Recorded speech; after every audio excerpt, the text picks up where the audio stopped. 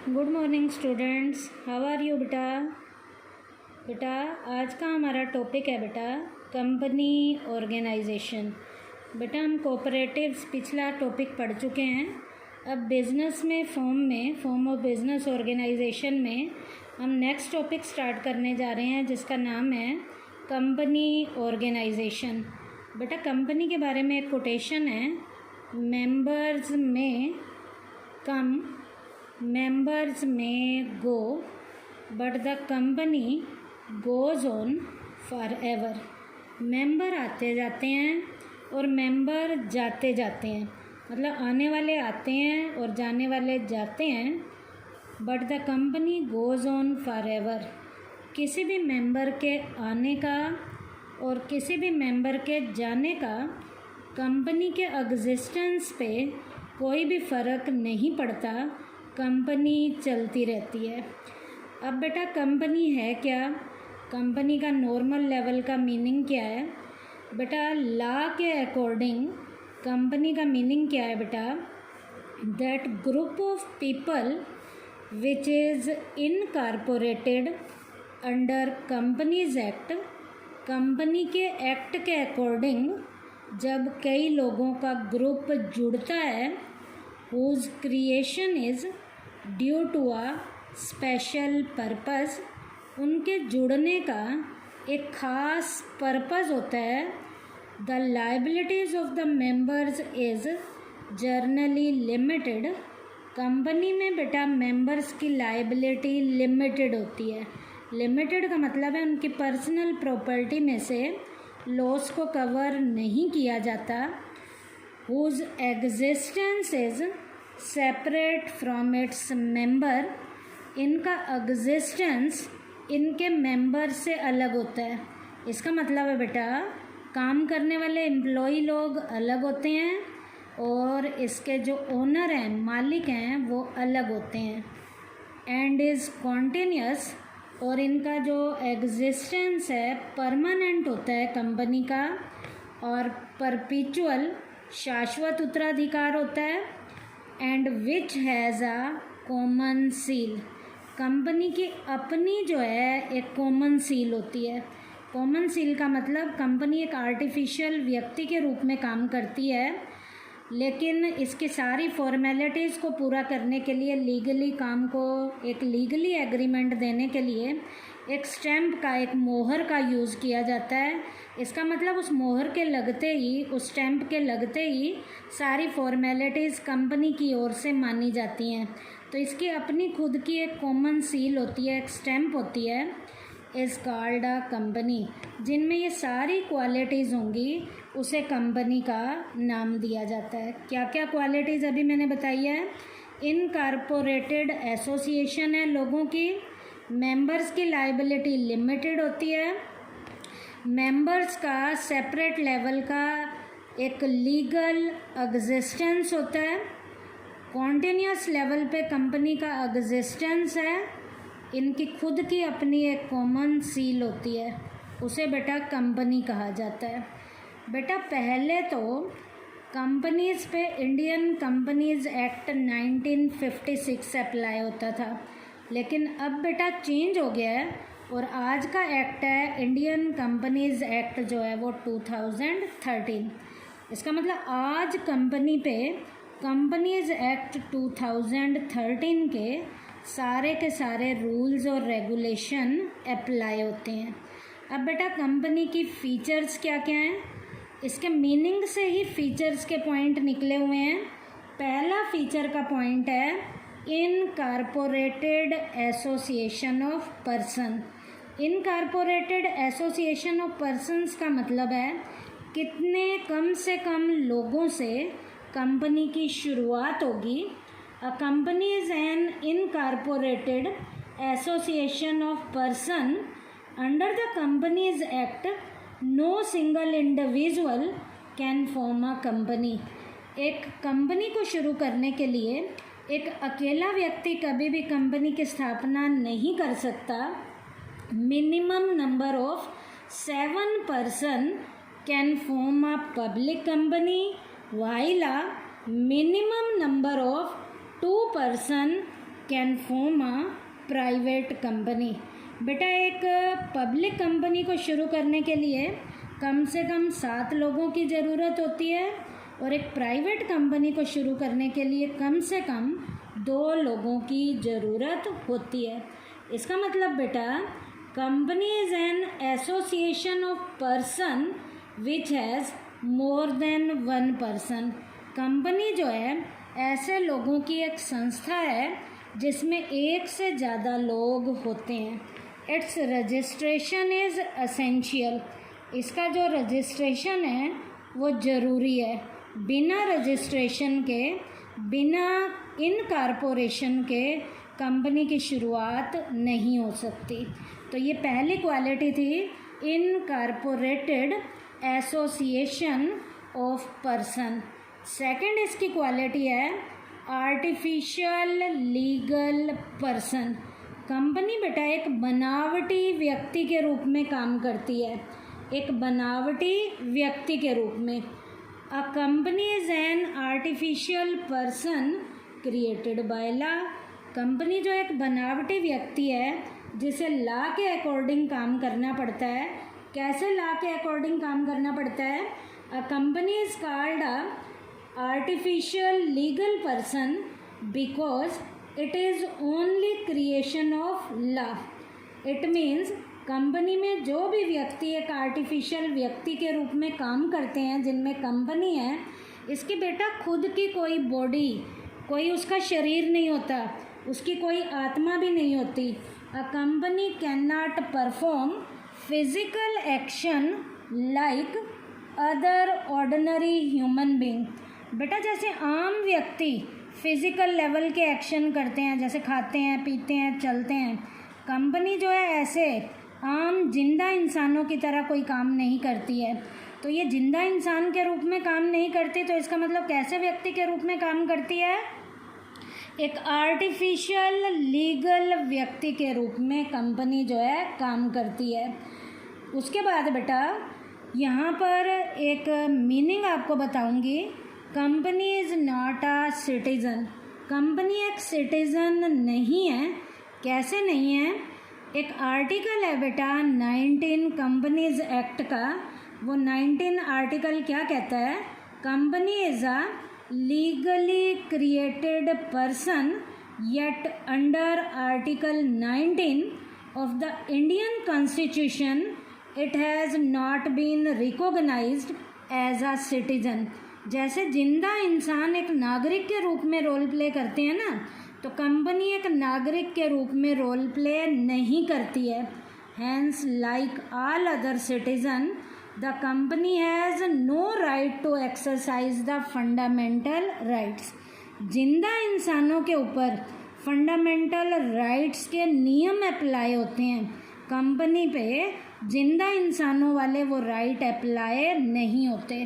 तो कंपनी एक artificial legal person के रूप में काम करती है, इसलिए कंपनी जो है एक सिटीज़न के रूप में रोल प्ले नहीं करती। उसके बाद है separate legal entity. The existence of a company is separate. Company का एग्जिस्टेंस बिल्कुल अलग है and free from its member. इसका एग्जिस्टेंस इसके मेंबर से बिल्कुल अलग तरीके से, स्वतंत्र तरीके से रोल प्ले करता है। A company can keep property in its name and enter in to agreement. बेटा कंपनी में जो कंपनी एक सेपरेट लीगल एंटिटी के रूप में रोल प्ले करती है, इसका मतलब कंपनी के नाम से प्रॉपर्टी रखी जा सकती है और कंपनी के नाम से ही एग्रीमेंट के अंदर एंट्री ली जा सकती है। और सेपरेट लीगल एंटिटी में आप क्या बता सकते हो? It can file suit against anybody and it can also be sued. Company किसी के ऊपर मुकदमा चला सकती है और बाहर वाले भी यदि कंपनी में मुकदमा चलाना चाहते हैं तो मुकदमा चला सकते हैं। All the liabilities and assets of the company itself, not to the owners. बेटा सारी की सारी एसेट्स जो हैं कंपनी की खुद की हैं, इनके ओनर्स की नहीं है। इसका मतलब कंपनी की एक अलग से सेपरेट लेवल की लीगल एंटिटी होती है। कंपनी की एक सेपरेट लेवल की लीगल एंटिटी होती है। उसके बाद बेटा नेक्स्ट पॉइंट है परपीचुअल सक्सेशन। परपीचुअल सक्सेशन का मतलब होता है बेटा शाश्वत उत्तराधिकार। शाश्वत उत्तराधिकार का मतलब है कंपनी कॉन्टिन्यूस लेवल पे चलती है, मेंबर आए जाएं, मेंबर के आने और जाने का कंपनी के एग्जिस्टेंस पे कोई भी फ़र्क नहीं पड़ता। The life of the company is comparatively more stable than all the other forms of business organization because a company is an artificial person and therefore there is no question of its natural death। बेटा company का existence level permanent होता है, शाश्वत level का उत्तराधिकार होता है। किसी भी मेंबर के आने और जाने का, किसी भी मेंबर की डेथ का, किसी भी मेंबर की बैंकरप्सी का और किसी भी मेंबर के पागलपन का या किसी भी मेंबर के जेल जाने का कंपनी के एग्जिस्टेंस पे कोई भी फ़र्क नहीं पड़ता। तो कंपनी का एग्जिस्टेंस परमानेंट होता है। जबकि बाकी जो हमने बिज़नेस की फॉर्म पढ़ी थी, चाहे हमने वो सोल ट्रेडर पढ़ी है, चाहे हमने पार्टनरशिप पढ़ी है, उनमें किसी की भी डेथ हो जाती है। मान लीजिए सोल ट्रेडर में डेथ होती है तो अकेले का बिजनेस चौपट हो जाता है, और यदि बेटा पार्टनरशिप में भी किसी भी मेंबर की डेथ हो जाए या कोई बैंकरप्ट हो जाए तो पार्टनरशिप के एग्जिस्टेंस पे उसका इम्पैक्ट आता है। लेकिन कंपनी में ऐसा किसी भी मेंबर के आने और जाने का कोई भी इम्पैक्ट नहीं पड़ता। इसका मतलब इसका परपीचुअल लेवल का सक्सेशन होता है, शाश्वत लेवल का उत्तराधिकार होता है। यहाँ पर एक कोटेशन भी कही गई है, देखो बेटा, मेंबर्स में कम, मेंबर्स में go, but the company goes on forever. Member आते भी रहते हैं, मेंबर जाते भी रहते हैं, लेकिन कंपनी हमेशा के लिए चलती रहती है। किसी भी मेंबर के आने और जाने का कंपनी के एग्जिस्टेंस पे कोई भी इम्पैक्ट नहीं पड़ता। उसके बाद है next point limited liability. Limited liability में क्या कह रहा है बेटा कि मेंबर्स की लायबिलिटी जो है वो लिमिटेड कैसे होती है। The liability of the share holders in the company is generally limited to the value of their share. बेटा मेंबर्स की लायबिलिटी लिमिटेड है, और वो लिमिटेड भी कहाँ तक है, उनके शेयर्स के बराबर है। इसका मतलब लॉस की कंडीशन में शेयर होल्डर्स की पर्सनल प्रॉपर्टी में से कभी भी लॉस को कवर नहीं किया जाएगा। ये बेटा फ़ायदा भी कंपनी फॉर्म की ऑर्गेनाइजेशन में मिलता है, जबकि बाकी फॉर्म में सोल ट्रेडर में भी सोल ट्रेडर की लायबिलिटी अनलिमिटेड थी, पार्टनरशिप में भी पार्टनर्स की लायबिलिटी अनलिमिटेड थी, जॉइंट हिंदू फैमिली बिजनेस में कर्ता की अनलिमिटेड थी। लेकिन कंपनी फॉर्म में शेयर होल्डर्स की, मेंबर्स की जो लायबिलिटी है वो हमेशा लिमिटेड होती है, और वो भी कहाँ तक लिमिटेड होती है, उनके जितने उन्होंने शेयर परचेज़ किए हैं वहाँ तक उनकी लायबिलिटी लिमिटेड होती है। इसका मतलब लॉस की रिकवरी उनकी पर्सनल प्रॉपर्टी में से नहीं की जाती। उसके बाद बेटा कंपनी की नेक्स्ट फीचर है common seal. Company being an artificial person can not put it's signature. बेटा कंपनी एक बनावटी व्यक्ति के रूप में काम करती है, तो कंपनी अपने सिग्नेचर खुद नहीं कर सकती। Under the company act the right to use common seal. यहाँ पर बेटा कंपनी एक्ट के अकॉर्डिंग एक सील का, एक स्टैम्प का यूज़ किया जाता है, और वो जो स्टैम्प हम यूज़ करते हैं ये बेटा कॉमन सील के अंदर हम यूज़ करते हैं। इसका मतलब इस स्टैम्प का यूज़ करते ही हमारे वो सारे एग्रीमेंट जो हैं एक लीगली एग्रीमेंट के रूप में उस कंपनी की ओर से किए जाते हैं। कॉमन सील है क्या बेटा? Common seal is a special seal bearing the name of the company. ये एक ऐसे स्टैम्प होती है जिसके ऊपर कंपनी का नाम लिखा हुआ होता है, and which remain in the possession of its secretary. इसका सेक्रेटरी कौन है, उसकी क्या क्या फॉर्मेलिटीज़ हैं वो होती हैं।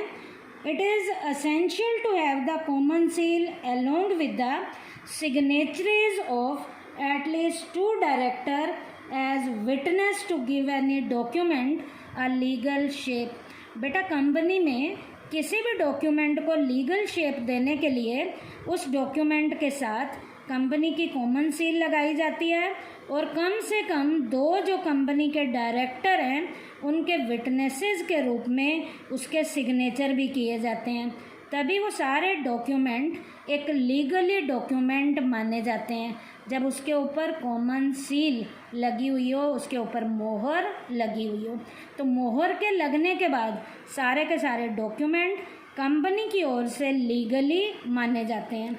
उसके बाद नेक्स्ट पॉइंट है हमारा ट्रांसफरेबिलिटी ऑफ शेयर्स।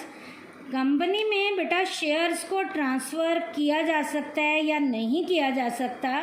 तो ट्रांसफ़र ऑफ शेयर्स में क्या कहना है हमने, shares of the public company can be freely transferred.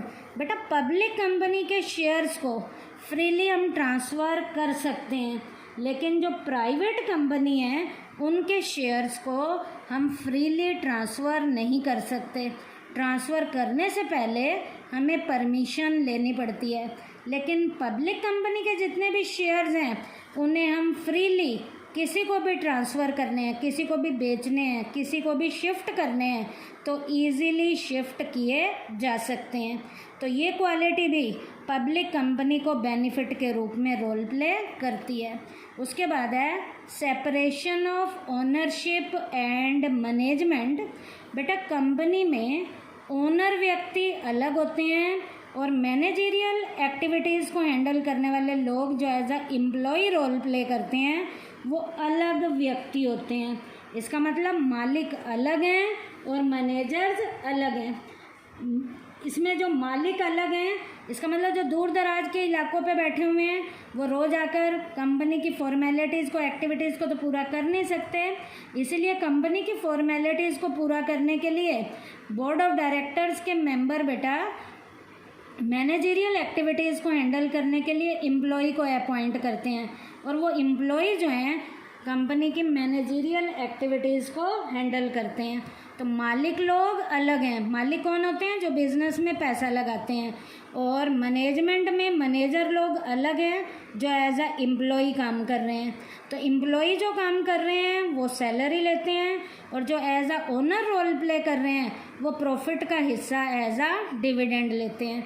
तो कंपनी में मालिक लोग अलग होते हैं और मैनेजरियल एक्टिविटीज़ को हैंडल करने वाले जो मैनेजर हैं वो अलग व्यक्ति होते हैं। उसके बाद बेटा नेक्स्ट पॉइंट है रिस्क बियरिंग। रिस्क को कैसे कैसे सहना है। In the case of company the risk gets divided among numerous shareholders and nobody feels the burden। बेटा कंपनी में रिस्क को सहने के लिए जितने भी हमारे शेयर होल्डर हैं वो मिल बांट कर रिस्क को कवर करते हैं। जब बेटा शेयर होल्डर प्रॉफिट का हिस्सा खुद लेते हैं, आपस में डिवाइड करते हैं, तो लॉस को भी शेयर होल्डर्स मिल बांट के कवर करते हैं। रिस्क को एक बर्डन के रूप में नहीं लेते, वो आपस में जितने भी मेंबर्स हैं मेंबर्स मिल बांट कर रिस्क को कवर कर लेते हैं। That is why a company does not hesitate to undertake more risky venture। यही कारण है कि कंपनी वाले जो लोग हैं रिस्की वेंचर में पैसा लगाने से हिचकिचाते भी नहीं हैं। क्यों नहीं हिचकिचाते कि जो भी लॉस होगा वो एक अकेले शेयर होल्डर को नहीं सहना पड़ेगा। पता नहीं लाखों करोड़ों कितने शेयर होल्डर्स हैं वो आपस में मिल बांट कर रिस्क को कवर कर लेते हैं। Where there is more risk, the opportunity profits are more। क्योंकि बेटा आप सबको पता है जहाँ पर जितने ज़्यादा रिस्क हम कवर करते हैं इसका मतलब हमें प्रॉफिट कमाने के मौके उतने ही ज़्यादा मिलते हैं। Therefore, the company has the capability to undertake more risky venture and its profit goes to its member and the society. और बेटा यहाँ पर जितने रिस्की वेंचर में हम पैसा लगाएंगे, जितनी हम अपॉर्चुनिटी को अवेल करेंगे, उतने हमें प्रॉफिट मिलेंगे। और खुदा ना खास्ता कभी लॉस भी मिल गया तो मेंबर जो हैं आपस में उस लॉस को भी मिल बांट कर क्या कर लेते हैं, कवर कर लेते हैं। तो आज के टॉपिक में बेटा मैंने कंपनी का मीनिंग बताया है और कंपनी की फीचर्स करवाई हैं।